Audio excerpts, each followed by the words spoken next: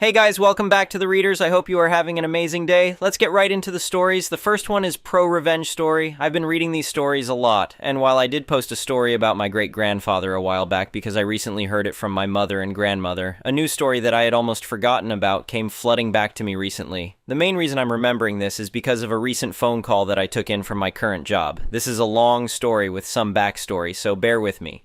This story happened about 10 years ago during the early 2010s. I was 17 and had just recently gotten a job as a dishwasher at a local summer camp. This was a large camp that was run by a corporation. I won't say the name of the corporation, but there is a very famous song named after them. I had been to this summer camp before as a kid, so I knew the layout of the camp. My job started up on the first week of summer, mid-June, so the kids were already there. I had my interview with the acting kitchen manager, who we will call Megan. The original manager had just recently left the company and put Megan in charge. This didn't seem to bother Megan as she was eyeing for the kitchen manager job that had recently opened. "So, have you ever worked in a kitchen before?" Megan asked during my interview. "No, but I'm a quick learner and I really need this job," I replied nervously. Megan smiled warmly. "Don't worry about it. Everyone starts somewhere and we've got plenty of staff who can show you the ropes." Megan was a sweetheart. She was nice and helped me out with everything. I also interviewed with Greg, the camp director, as Megan did not have any hiring or firing power as she was just an acting manager. The majority of the kitchen staff were also nice and helpful. I made friends with them during the time I worked there. While there was way more than these people, I remember there being around 10 to 15 kitchen staff members during the summer. I am only going to bring up ones that are important to this story. There was Mike, an older guy who lived only a few blocks from the camp and didn't have a car, so he rode his bike in the morning, who was also a dishwasher. He was my supervisor, but also really nice. James, the head cook, had been there for a long time and used to be a cook for the local middle school. Rachel, another cook. Zoe, a kitchen server, later girlfriend. And Dmitri, a Russian dishwasher who had a sponsorship with the camp as part of their Worldview program. There were 3 other dishwashers, Dumb, Dumber, and Dumbest, who I will call the slackers, but they are not part of Revenge. Just that there were 3 dishwashers that were the worst. Nobody got along with them, and they couldn't get fired because Megan was acting manager. Now, due to the fact that we were located at a camp, the staff had full access to the facilities of the camp. This means that during my breaks or off work, if the camp was open, I was allowed to go to the swimming pool, go horseback riding, or even boating. As long as I didn't get in the way of the kids, who had a set schedule, it was full access. Megan told me this along with the director of the camp, Greg, during my interview. Greg was also a nice man, but also kind of weird. This is important later on. During the summer, this place was wonderful. I would typically start working the lunch shift, then have an hour lunch break between lunch and dinner. While I was required by state law for a half-hour lunch, Megan gave me an hour, which she did for everyone. "You kids work hard," she'd say. "You deserve some time to actually enjoy the place." Typically during this hour, I would go swimming or play with the horses. One time, Greg and I went jet boating around the lake, or Zoe and I would make out in the pool. Just typical stuff a teenage boy would do. Most everyone in the kitchen staff loved me, as I was a model employee and helped with just about everything. They loved that they had someone who they could get help with, as the slackers would always mess up.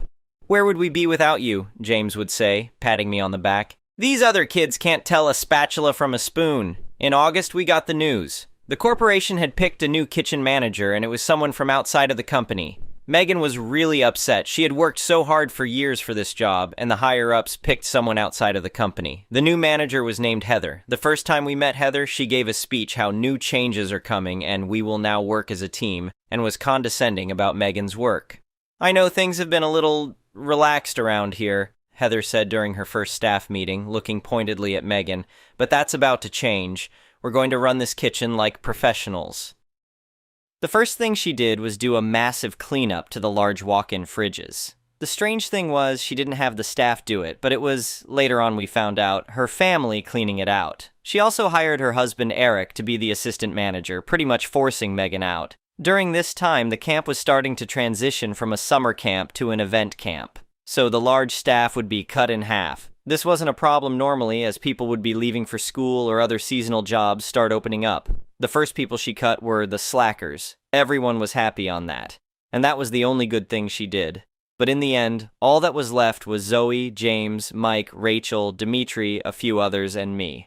I asked Heather if I could work the weekend, as I had high school, and she agreed since everyone else had wanted to keep me on staff. Heather then begins her terror. It only took a week, but it happened. Her fangs started to show and the power got to her head. Each person felt the wrath of her. She was one of those people who thinks their farts don't smell. She would come in late, leave early, but yell at everyone for doing the same thing. Everyone had problems with her, but here are a few that I remember. Mike was starting to get written warnings about coming in late. Heather placed him on the morning shift, but he told her that he couldn't do the morning shift or he would be late as he doesn't have a car and bikes into work. As the camp is located in a rural area, it doesn't have streetlights and biking in the morning is dangerous. This isn't a problem during the summer as the sun is up earlier, but during the fall and winter time is not acceptable. Look, I've been biking here for 3 years, Mike tried to explain, but in the dark with no lights on these roads. I don't want to hear excuses, Heather cut him off. You're just lazy for not having a car and it doesn't matter. I need you in here on time. James, the head cook, was starting to get fed up with Heather ordering too little of the food and the wrong food, having cheaper products and being forced to work with a broken stove. One time, he asked her when the stove would be fixed, and her response was, "Fix it yourself, you're a big boy." So oftentimes, we would run out of food for the night and had to make sandwiches for the people. This is ridiculous, James muttered one night as we scrambled to make sandwiches for a group of 50 people. I told her 3 times we needed more chicken for tonight's dinner. What did she say? I asked. That I was wasting food and should learn to budget better, he scoffed. As if I haven't been doing this job for 15 years. Zoe got the worst of it.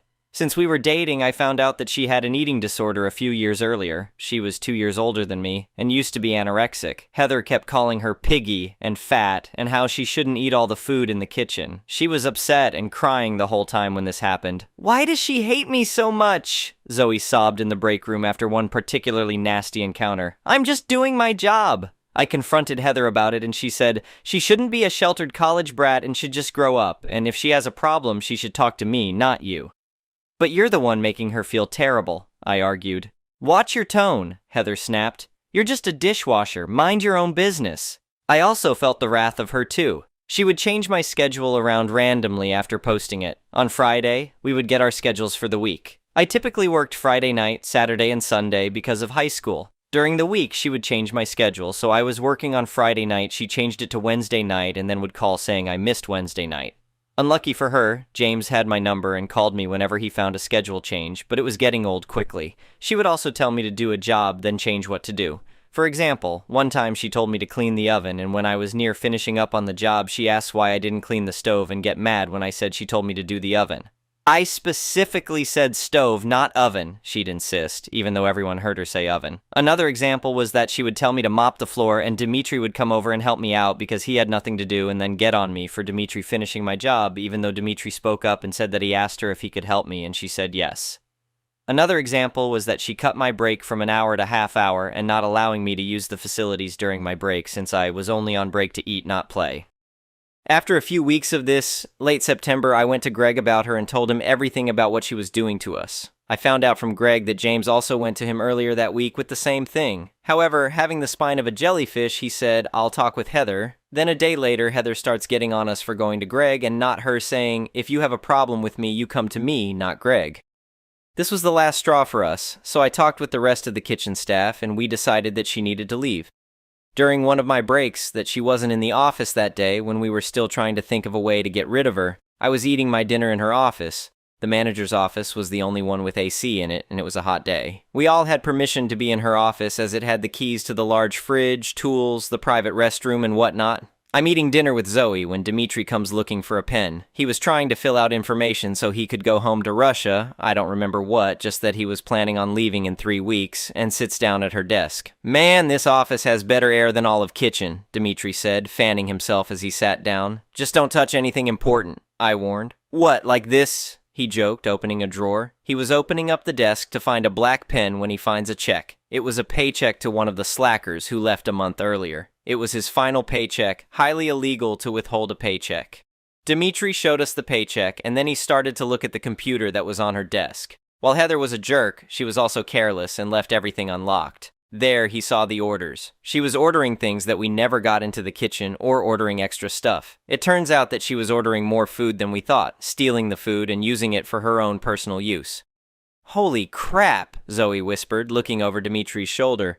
Look at all these steaks she ordered last week. We didn't get any of those. I told Dimitri that he was looking through her personal files, and he said, "What are they going to do, deport me?"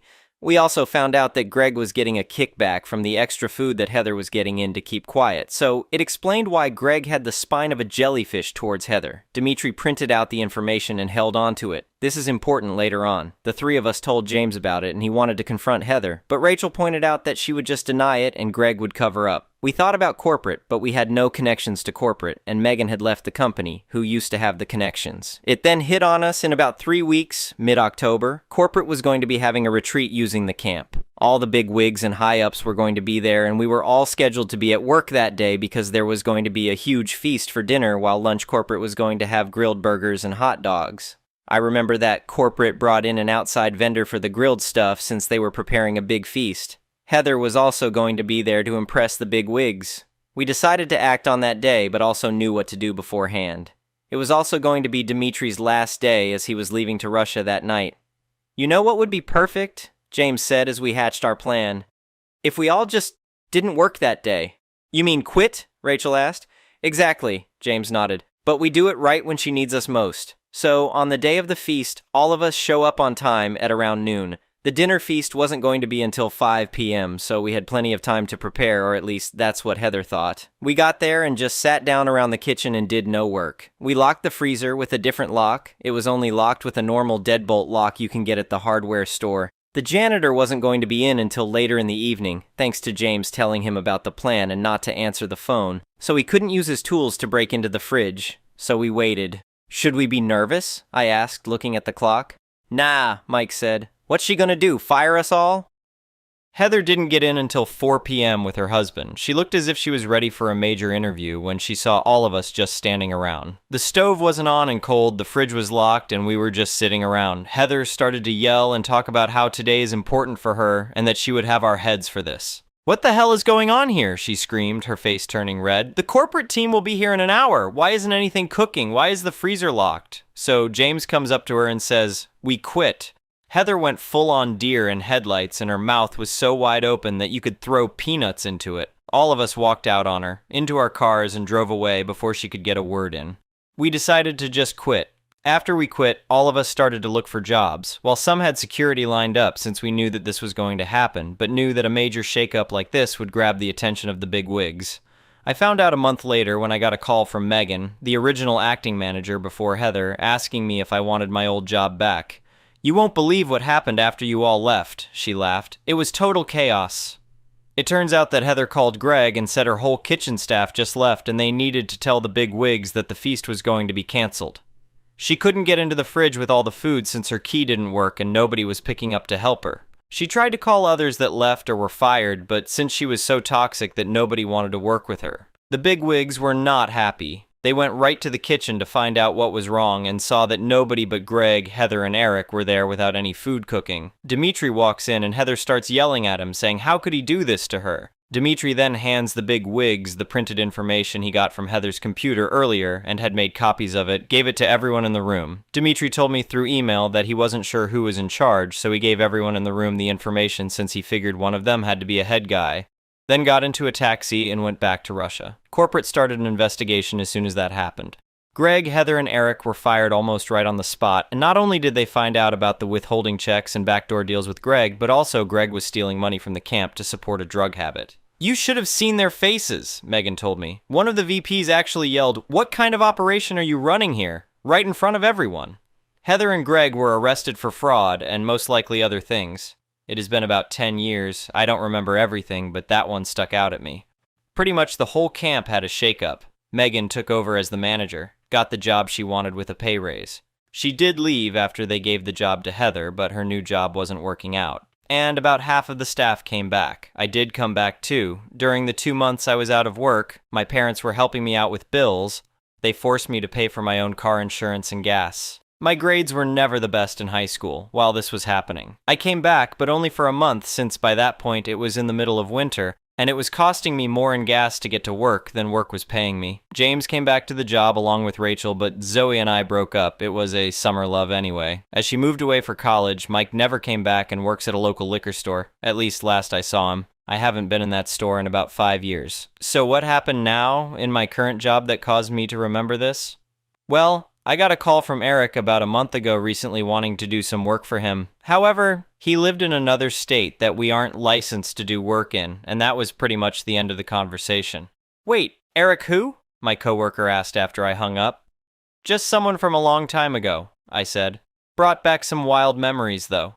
I decided to Google search her name, but didn't find much information except some court records about the original case from years ago. Eric and Heather do not appear to have any social media page or anything that I can find. I honestly don't care anymore, as it has been about 10 years since this happened, and I'm much happier at my current job.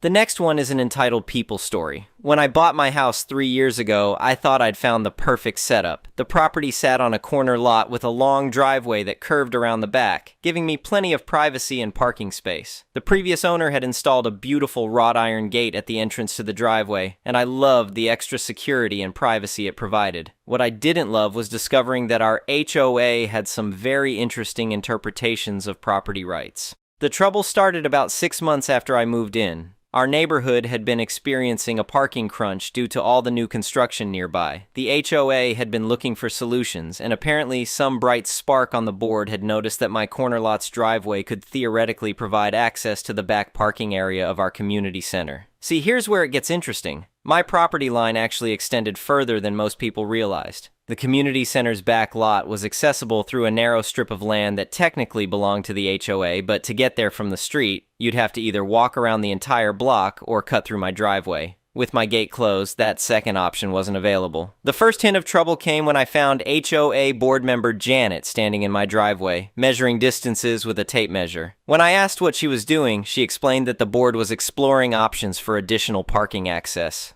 She seemed surprised when I told her she was on private property and asked her to leave. A week later, I got my first official letter from the HOA. It was one of those formal notices they love to send, all legal sounding and intimidating.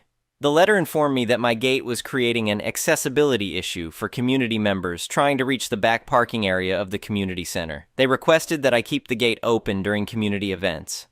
I wrote back a polite but firm response explaining that my driveway was private property, and I had no obligation to provide access to anyone. I thought that would be the end of it. I was wrong.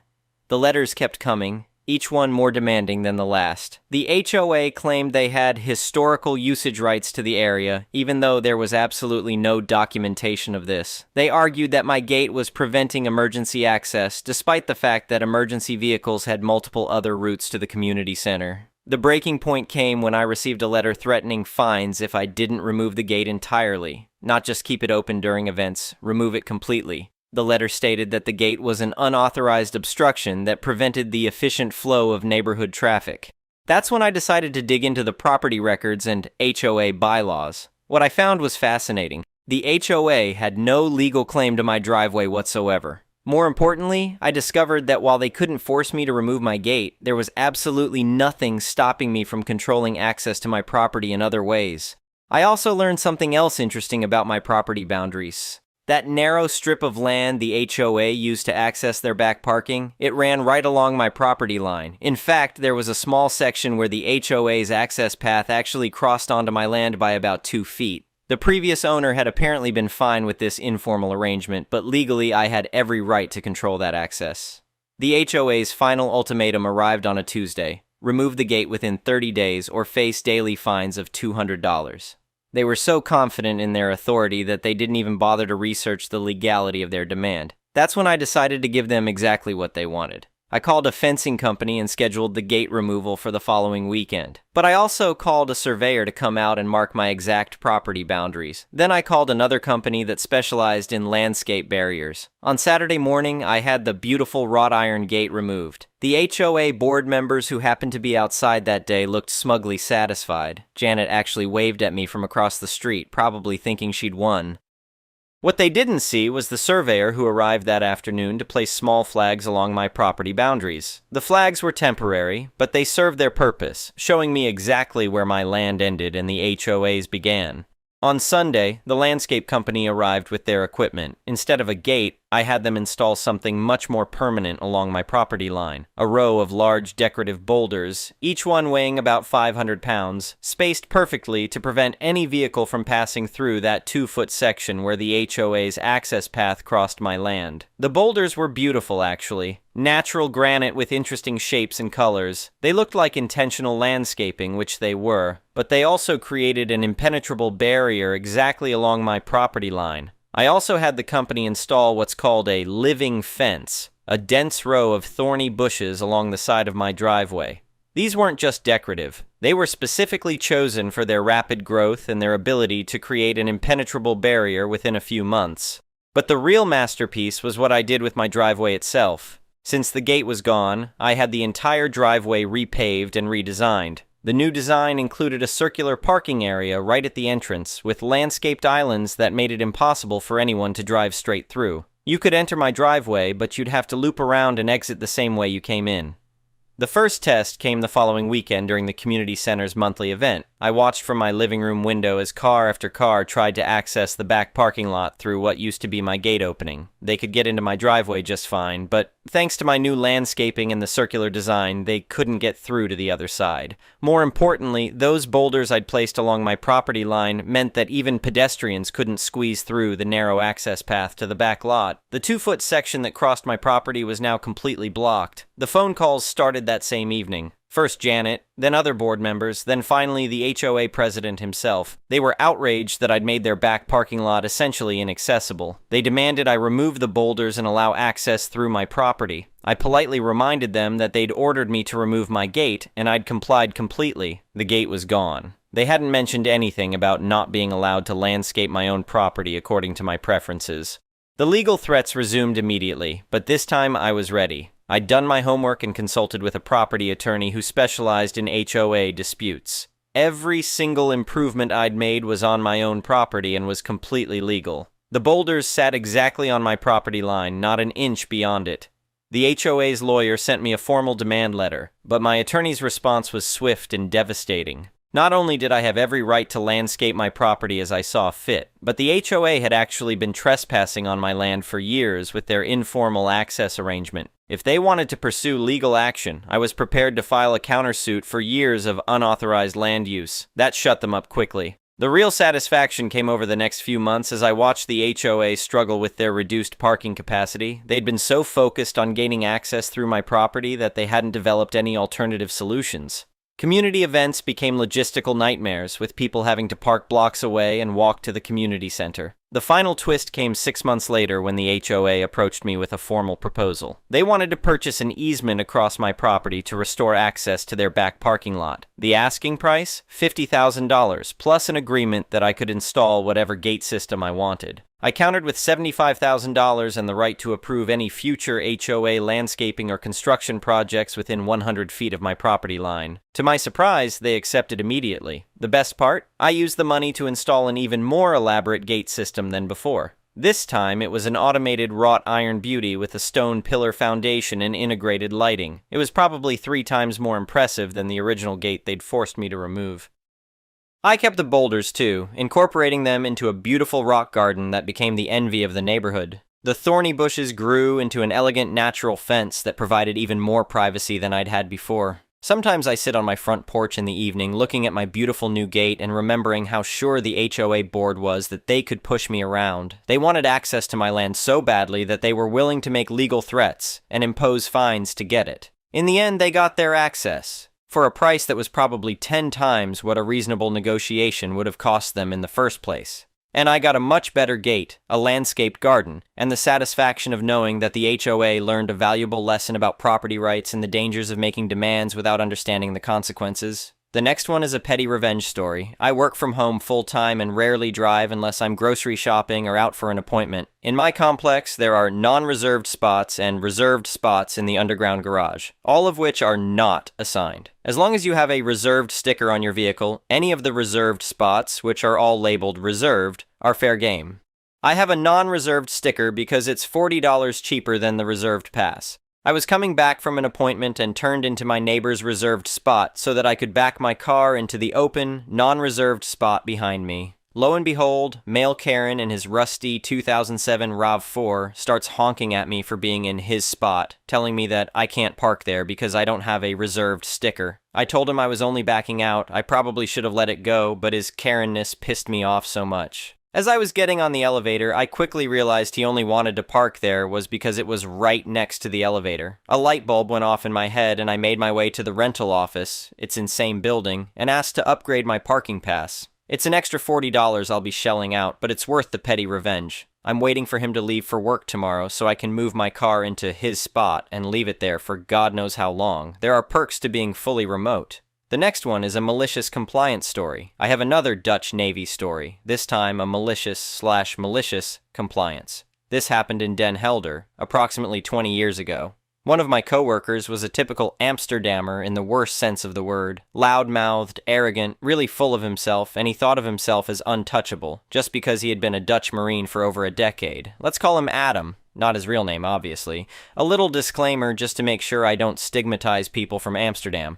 I've met a lot of typical Amsterdammers who were so in the best sense of the word. Loud, but really enjoyable, very confident, but humble and decent. Back to Adam with just a few examples. He would brag to people about cheating on his fiancée, but he would also make sure everybody knows he actually really loves her very much. When called out on his hypocrisy, he would get loud and offended, and he would tell you that you just don't understand and to shut the F up. Je snapt er niks van, je moet gewoon je rotbek houden, asterisk heavy Amsterdam accent asterisk. He would argue about new policies and critique everything, but never in a constructive way. It would always be as offensive as possible. He would argue with our chief, a sergeant, and the head of transport, an adjutant, and he would always be loud and deviant and would tell them he was stationed there longer so they should back off and respect him. This always ended undivided because nothing was actually said or done that would warrant any form of punishment or reprimand. It would annoy the hell out of the higher-ups, though. He would operate heavy equipment dangerously. Adam would drive forklifts in a dangerous way, steering too aggressively so the vehicle would behave instable.